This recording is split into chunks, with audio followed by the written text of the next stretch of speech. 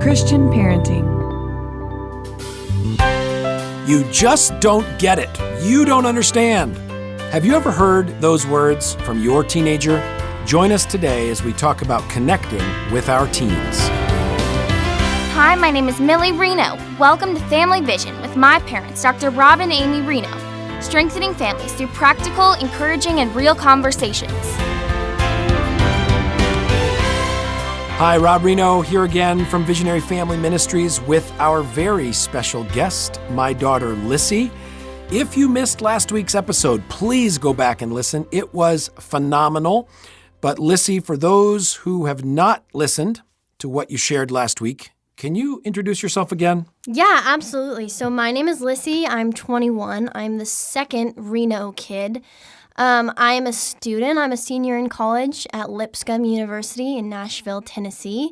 I'm a history teaching major there, so I've got one semester left, and then we'll see what the Lord has in store after that. And you had big news recently? Yes. So I recently got engaged to my fiance, Bond, and so we are hoping to get married sometime in the next year, which is super exciting. High school sweethearts? Yes. High school sweethearts. Well, we love you and we love Bond. He is an unbelievable guy, and we are so excited that God has brought the two of you together. So your brother got married in 2020. You're going to get married, God willing, in 2021. Fingers so crossed. Here we go. And I will tell you, there is already a difference between father of the groom and father of the bride. With the father of the groom, there's a little bit of, all right, kid, you're ready to go. You found Mrs. Right. Go get married. Giving away daughter is a whole different level for me here. So I'm going to see if I can hold it together over the course of the next coming months. But God's brought a wonderful man into your life, so I'm happy to put your hand into his. Okay, Lissy, you're 21 years old, and when you were 19, you wrote a book for parents called The Heart of Your Teen. How did you write a book for parents as a 19-year-old? Well, that is a very interesting story, and one that I definitely would never have expected to be telling someday. But essentially, I took a gap year after high school, and I got involved working with Visionary Family Ministries and really just felt like the Lord had given me a passion for helping teenagers live for Christ in their family relationships at home. And so I wrote a short devotional for teenagers, had the privilege of starting to speak with you. And, one of your publishers, Randall House, they had kind of heard some of the things that I was speaking about. They had read my devotional. And I was kind of, back of my mind was kind of hoping, wouldn't it be so great if I could write a book for teenagers on sort of all this family relationship stuff. So Randall House ended up reaching out to me, and they said, hey, Lissy, we would love for you to possibly do a book with us. And I was like, awesome, great. Like, that sounds wonderful. And they were like, but we don't want you to write a book for teenagers. We want you to write a book for parents, kind of like on how to have a better relationship from the teen perspective. Okay. And when I first heard that, I was like a little taken off guard. I was like, you know what? I'm not a parent. I'm not an expert on parenting. Like, I wouldn't even know where to start on this type of project. Like, maybe I could write a page. Maybe. That would be pushing it a little bit. But I remember you and Mom kind of counseling me, and you're like, hey, you know what? If God is opening up this door for you at 19 years old, submit a proposal, like think about it, pray about it, and just let God do the rest. And so that's what I did, and Randall House ended up accepting my proposal, and we got to write this book together. And it was really an amazing process of just seeing kind of God put all those pieces together. And I think the end result was really a really powerful message to parents. Yeah, the feedback on the book has been incredible. Now, you interviewed 20 teenagers from different parts of the world. You heard their stories, and what you did is you wanted to find out what did their parents do that helped them grow in their faith, to strengthen their character and relationships, and then what did they do maybe that didn't help? What did they do that hindered their faith or damaged their relationships? And I think some of the most impactful stories were from teenagers who said, I wish my parents had, ... I wish they had done this. I wish they had not done that. And in a minute, I'm going to talk to you about some of those. But this first chapter is really important where you talk about this principle that relationship has to come before discipleship. Absolutely. And, I think one of the most powerful things about this project was this process of interviewing teenagers because, my own experience growing up in our household, I didn't feel like was enough to sort of cover this whole issue. And so I wanted to get as many different perspectives as possible when it came to writing this book. And so, as I'm talking to teenagers and just asking like, hey, what did your parents do really well while you were in high school? And, what are some things that maybe weren't so good, maybe could have been done differently? And, I was just absolutely blown away by some of the answers that I received. And I think what was most surprising to me was, despite everyone's different backgrounds, the answers were so shockingly similar, kind of across the board, with things like, I wish my parents had asked me more intentional questions about my life. Like, I wish they had done this. I wish they had done that. And so kind of like the core theme that we were getting at and sort of the common thread through all of them was just this idea of, before parents could have a discipleship relationship with their teenager, they had to first put in the effort of just building a relationship with them. Like, you can't have discipleship without a relationship. And, we listen to people, I think especially as teenagers, we listen to people that we trust. We listen to people that we have these warm, connected relationships with. And so, kind of in my experience, I've seen so many Christian parents with the best intentions trying to spiritually disciple their teenager, but the relationship was full of hurt and it was full of bitterness and it was full of anger. And so those things had to be addressed first from a relational perspective before they could move into, how to spiritually disciple their teen. And, one of a really powerful testimony, and I'm going to read some of these just even throughout this podcast interview. But one girl said, I got super annoyed when my dad tried to disciple me spiritually because it didn't feel like there was love in our relationship. Whenever he told me about biblical things, it just made me mad, and I would tell him that I didn't want to hear it. The weird part was, when reading them on my own, they were actually meaningful to me. The state of my relationship with my dad made it really hard for me to accept anything he had to say, even if it was actually helpful. All right, so here's a teenage girl who had a dad who's trying to speak truth into her life, but she didn't want to hear any of it because there wasn't a heart connection for her. It reminds me of this passage we talk a lot about, Proverbs 23:26, where Solomon's writing to his son, and he says, "My son, give me your heart." Like, let me into your life. And there's that principle, that relationship has to come before discipleship. All right, let's talk about some of these I wish my parents had stories that you heard. Yeah, so one of the themes that I kind of focused on a lot with teenagers is just, this idea of spiritual life and what parents can do that's helpful when helping their teen spiritually, and then maybe some things that weren't so helpful. And a lot of teenagers said, I wish my parents didn't disconnect from my spiritual life when I was in high school. I remember one teenage boy sharing with me, he said, I have amazing Christian parents, and I'm thankful for the way they've set an example for me. However, I had to take my own initiative when it came to my spiritual growth and devotions. There were times in high school where I wasn't engaging in any sort of personal relationship with God. I wish my parents had asked me more questions about how I was doing spiritually rather than just assuming that I was on the right path. And, I think there's kind of, in this area, parents can either fall into like two pitfalls, I feel like. There's sort of the side of, maybe not asking enough, maybe not, sort of stepping back and not asking enough questions. And then there's also the side of maybe asking a little bit too much. And so I think a good indicator, kind of like what we were talking about before, is that, if you're trying to bring up spiritual things with your teenager and their instant reaction is annoyance or anger, or you can just tell that they're a little bristly about it, what I would encourage you is, maybe you don't have a spiritual problem, but you have a relational problem that needs to be addressed.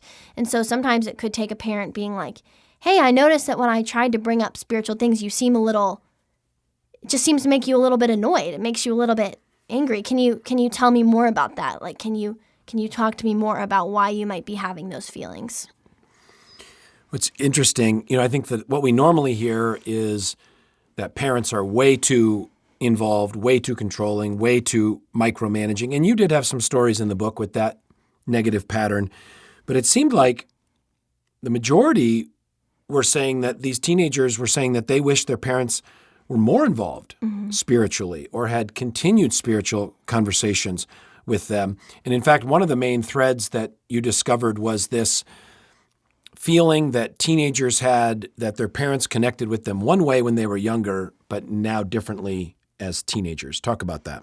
Yeah, absolutely. I think one of the stories that stood out to me the most was, there's this girl that I talked to, and she talked all about how, her parents did such a great job of, kind of leading their family spiritually when she was younger. She was like, my parents would read Bible stories to us all the time. We would always pray before bed. We had a family memory verse every week. And those are things that I really remember about my childhood and really made an impact on me and made an impact on my faith. And then kind of as me and my siblings got older, those things kind of stopped. And I think that some of it had to do with busyness, but a lot of it had to do with, I think my parents just sort of assumed that we wouldn't want to do those things anymore. And, she was talking about how she had a younger sister who I think was 10 at the time. And she was like, my younger sister isn't growing up with any of that same spiritual intentionality that I did. And I'm worried that she is not going to have that same foundation. So I wish my parents hadn't assumed that just because we were older, it meant that we didn't want them to do those things anymore with us.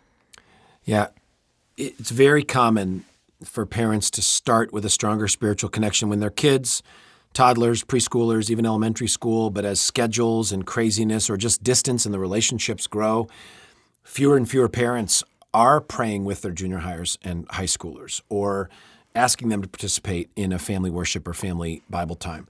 So please, if you've fallen into that pattern, that it's not too late, never too late to reboot that prayer time. You just go to your high schooler and say, hey, when you were younger, we used to pray together before bed. And I'm sorry that I've kind of let that slide. But the reality is we may need that prayer time now more than we ever needed it before. You are a young adult, you're a young man, you're a young woman. You're making choices in your life that can have lifelong consequences. You're getting ready to launch out of our house here. And one of the things you talk about a lot in the book is the importance of launch angle, right? Even if a launch angle is even off a little bit, that can be a great concern. So going to your teenager and saying, hey, I just want to reconnect with you spiritually. All right, here's another one. I wish my parents had given me more accountability with social media. Now, again, that sounds like the total opposite of what I would expect. I would expect, Mom, Dad, get out of my life. It's my phone. I can do what I want. Yeah, absolutely. Well, this was such an interesting topic because really, my generation is one of the first generations to grow up in this world of social media. And for a lot of parents, it's hard to navigate that with their kid. It's hard to navigate something that they didn't have when they were growing up. And it's a whole new world of communication and exposure. And there's so many different layers. And we could talk about, the benefits of social media and the negatives of social media. I really believe there are both positives and negatives to that. And I think that could be a really important conversation to have with your teenager. We should do that in a future episode, too. Absolutely. Kind of working through, there are negatives about it, but there's also a lot of positives, too. So let's talk about both. But one of the things that, kind of talk a lot about in the book and in this chapter on technology is just really the importance of accountability in the home. And I think that that's something that you and Mom did a really great job of modeling for us, was just creating this culture of openness, especially when it came to our technology. I remember when I got my phone when I was 13, day one, there was this expectation of your phone is not your private information. Like, I have your passwords. Like, I can access it whenever I want. Like, we are keeping everything out in the light and out in the open because sin thrives in secrecy. So we're not going to put in, any opportunity for there to be secrecy when it comes to technology. And, you do. I know you and Mom do that with your technology too. So, Right. There's this, I love what you say, like, you're never too old for accountability. Like, accountability isn't just a kid thing. It's your whole life thing. We need accountability. And no one is holy enough for a secret online life. No, absolutely not. And so I think it's really powerful first setting that example as parents and saying, I don't even have that type of access on my technology. So, we're going to start now with you and training you to make sure that we're keeping each other accountable. And, we talk about Snapchat, and I think Snapchat can be a controversial social media. And we sort of made this policy in our home that, with Snapchat, there's no accountability. And that's not to say, if you get a Snapchat, you're automatically going to do something bad. But we chose to have social media accounts that allowed for us to have accountability with them and allowed for it to be out in the open and, to have for people to have access to them and to kind of see what we were posting. And so for that reason, I was really grateful not to have a Snapchat in high school. And even talking with teenagers, one of the most interesting things that just so surprised me was I asked them, I think this was a question I asked almost everybody, but I was like, hey, I want you to imagine that you are the parent of a middle schooler and, they just get their phone. Would you let them get social media? And 100% across the board, they were like, absolutely not. There is no way I would let my middle school child get These are social media. high schoolers answering that question. Yeah, high schoolers. They're like, there's just too much junk. There's too much junk. And, maybe when we get in high school, we could talk about Instagram. We could talk about Facebook, maybe. We could talk about some other things. But they're like, I would say probably 90% of them said, I'm never letting my kids get a Snapchat. Wow. And these are kids that have had Snapchats since it came out. But there was this sort of overwhelming response of, absolutely not. Wow. I would not let my child have that. Yeah, the interviews and more of the details in your book were so eye-opening. Lissy, you shared your story going through the teen years in our house. You wrestle with a lot of the key scriptures for sons and daughters and parents. You interview these 20 young people. At the end of the day, what's your big takeaway, your big challenge that you humbly share with parents of teenagers? Yeah, and my whole heart for this book, like I said, I'm not an expert on parenting. I'm not coming to you with Lissy Rienow's great ideas on how to parent your teenager.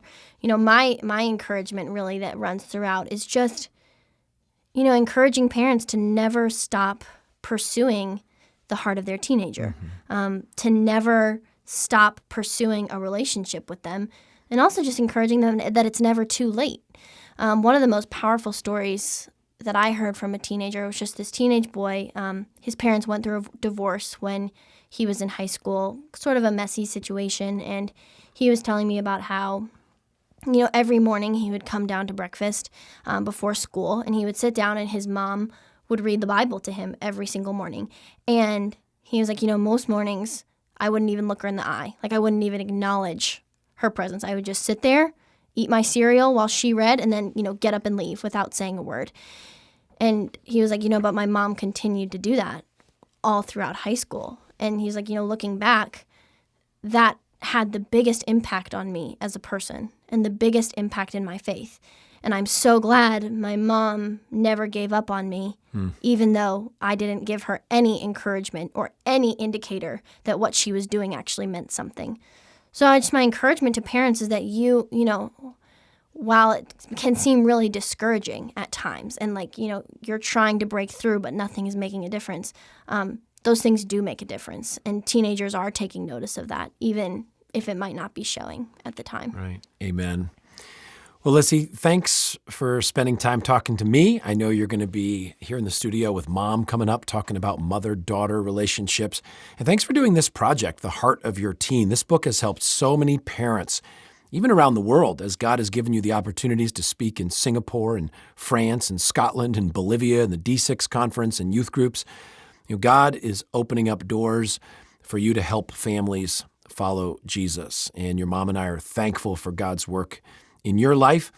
You can connect with Lissy and this book, The Heart of Your Teen, and other videos and resources that she has at visionaryfam.com/Lissy. That's Lissy, visionaryfam.com/Lissy. That's also the webpage for contacting Lissy about speaking at your church or youth group event or parent-teen event.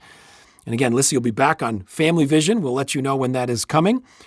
As always, you can send your questions to us at podcast@visionaryfam.com.